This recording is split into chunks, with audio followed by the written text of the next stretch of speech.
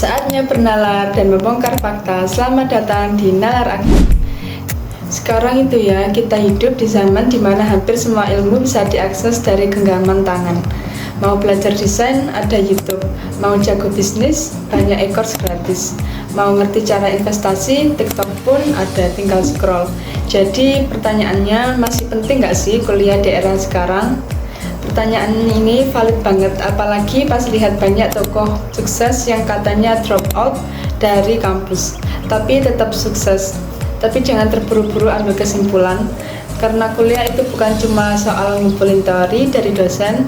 Kuliah ngajarin kita proses berpikir, bukan cuma apa yang harus dilakukan, tapi kenapa dan gimana cara milih yang paling masuk akal.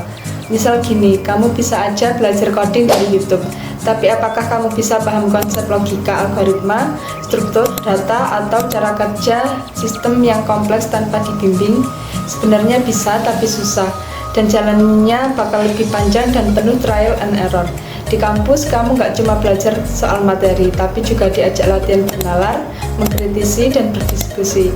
Kamu dikasih wadah buat mengolah otak, bukan sekedar ngikutin tutorial. Dan jangan lupa, kuliah itu tempat buat belajar soft skill. Disinilah kamu belajar teamwork, komunikasi, debat, bahkan bertahan dari tekanan saat deadline menumpuk. Hal-hal yang justru dicari sekali di dunia kerja. Tapi bukan berarti kuliah itu sempurna. Gak semua kampus bisa ngikutin perkembangan zaman.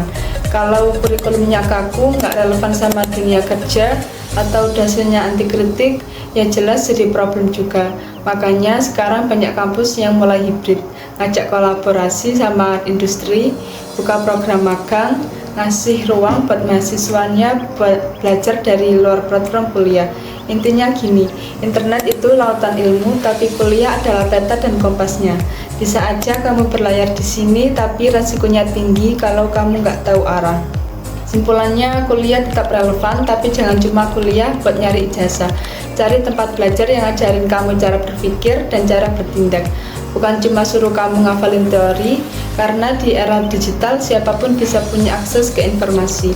Tapi nggak semua orang bisa memilih dan memahami dan menerapkan informasi itu dengan benar. Dan itu cuma bisa diasah lewat proses yang terstruktur, yang bisa kamu dapetin lewat perkuliahan yang berkualitas. Jadi kuliah atau enggak itu keputusan pribadi, tapi pastikan kamu bukan cuma jadi penonton di tengah arus informasi, dan pastiin juga kamu ngerti gimana caranya pakai otak. Jangan asal telan, kunyah dulu logikanya. Sampai jumpa di Nalar Aktif berikutnya.